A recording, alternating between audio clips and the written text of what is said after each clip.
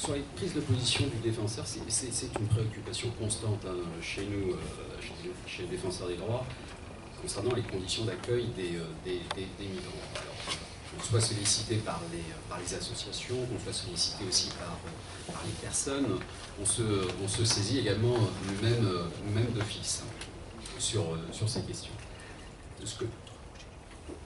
Sur ce que je peux vous dire, nous, ce que l'on constate d'année en année, mais on fait ce constat avec les associations, c'est que d'un côté, si vous développez, si vous favorisez les conditions d'accueil des migrants, on va vous dire c'est un appel d'air. Là, c'est le premier constat. Et puis d'un autre côté, on va vous dire on aimerait bien développer les capacités d'accueil dans des conditions décentes, sauf que nous sommes obligés de le faire dans un cadre contraint financier. Et donc on ne peut pas aller au-delà.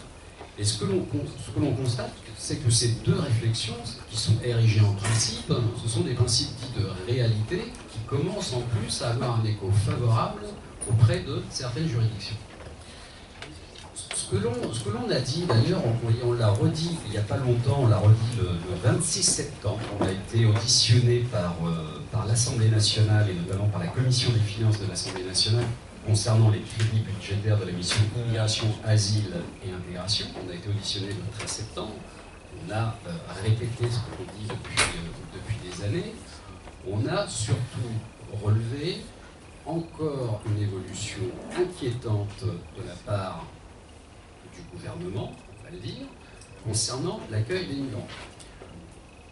Évolution qui nous paraît inquiétante sur deux plans. Pourquoi? Parce que, premier plan, on nous dit qu'il faut essayer de faire un tri administratif des migrants. On fait un tri administratif des migrants, ce qui a valu d'ailleurs à Jacques Toubon de prendre position il y a quelques jours dans le journal Le Monde, en disant « Je considère, en tant que défenseur des droits, qu'il n'y a pas d'un côté des bons migrants et de l'autre côté des mauvais migrants ».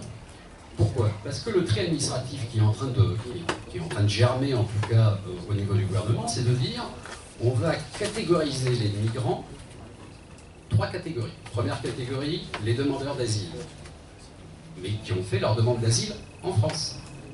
Deuxième catégorie, les demandeurs d'asile qui, eux, ont fait leur demande d'asile en dehors de la France, ce qu'on appelle les dublinés. Et puis la troisième catégorie, alors eux, ils ne sont pas du tout demandeurs d'asile, ils sont sui generis, c'est tout le reste. Ceux qui sont réfugiés de conditions climatiques ou migrants économiques, etc. Et puis, il y a une certaine vocation à ce que ces deux dernières catégories, elles soient éloignées le plus rapidement possible du territoire. On va simplement s'intéresser à la catégorie des demandeurs d'asile qui ont effectué leur demande en France. C'est une réalité. Ce sont dans les discours que l'on nous tient dans les rendez-vous bilatéraux avec les ministères. C'est ce qui est en train de se dire également dans les différentes directions générales des ministères. C'est cette orientation que l'on va prendre.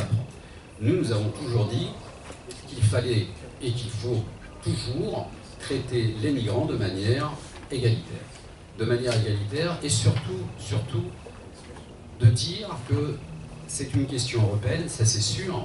La volonté politique européenne, on en a parlé, on a fait un constat, elle n'existe pas. Il n'y a pas du tout une volonté politique au niveau de l'Union européenne de prendre en charge ce problème. Nous disons, parce que les institutions européennes se retranchent derrière les textes, et Henri le disait notamment derrière Dublin, nous disons, suspendez Dublin. Il faut une suspension de Dublin. Il faut arrêter d'appliquer Dublin.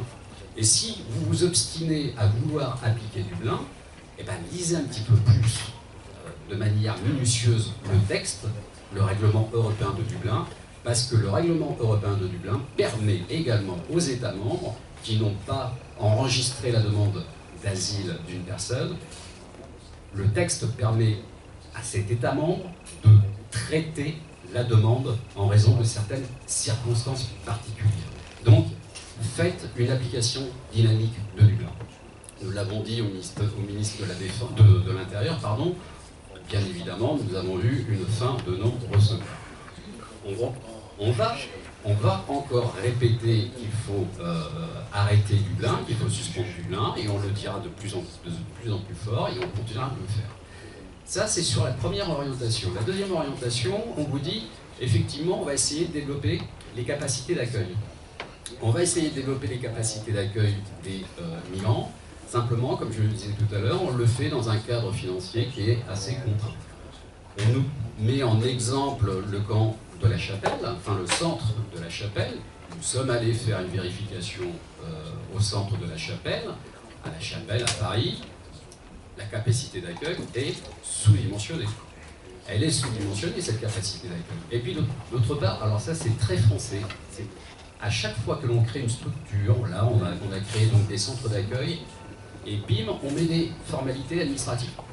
C'est-à-dire qu'il y a une personne, voire 2 ou 3 personnes qui sont présentes à la Chapelle et qui vont décider de manière administrative de la recevabilité de l'accueil de la personne. Donc là, on rajoute encore des formalités administratives. Donc, nous, ce que nous disons simplement que, par les constats que nous avons pu faire, notamment à Calais, qui n'ont pas plu au gouvernement, nous avons simplement dit, écoutez, vous voulez mettre des centres d'accueil, mettez-y les moyens, mettez-y des conditions décentes, parce que les constats que l'on a fait, notamment au mois de juillet, lorsque l'on a dit un point d'eau pour 100 personnes, avec un soleil torride, impossibilité de se laver, impossibilité de boire, nous avons considéré que c'était, pour nous en tout cas défenseurs des droits, un traitement dégradant et inhumain, contraire à la Convention européenne des droits de l'homme et notamment à l'article 3.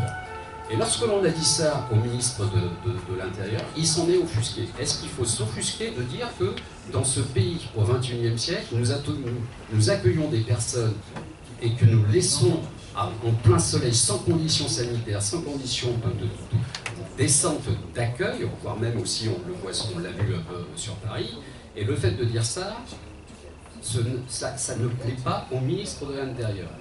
Et lorsque nous nous sommes joints à différentes associations qui ont saisi le tribunal administratif en référé, justement pour demander à ce que l'État, au mois de juillet, mette en place des conditions d'accueil décentes, et que le tribunal administratif, après avoir entendu nos observations et après avoir entendu également les observations des associations, a condamné l'État en référé pour mettre en place des conditions d'accueil décentes, le ministère de l'Intérieur, qu'est-ce qu'il a fait? Il a attaqué l'ordonnance de référé devant le Conseil d'État.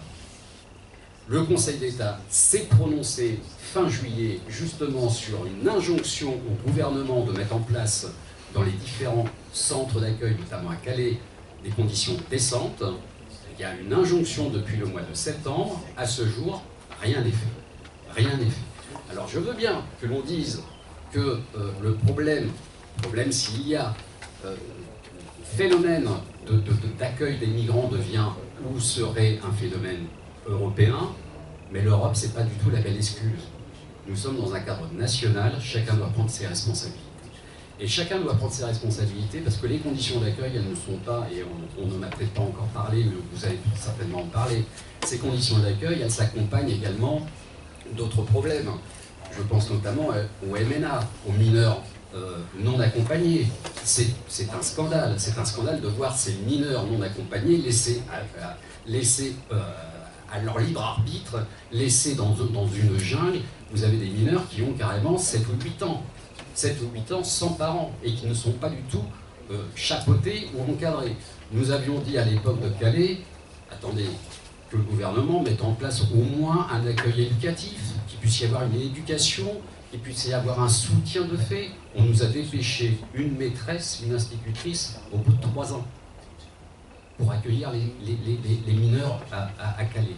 Alors vous avez le problème des MNA, puis vous avez tous les problèmes sanitaires, vous avez tous les problèmes de santé, vous avez tous ces problèmes qui deviennent à tiroir. Voilà ce que je voulais simplement dire, mais si vous souhaitez regarder encore les recommandations du Défenseur des droits en ce qui concerne l'accueil des migrants, vous pouvez vous référer au site du Défenseur des droits.fr. Vous avez plusieurs rapports que nous avons réalisés et tous ces textes sont mis en ligne et sont consultables. Voilà, merci.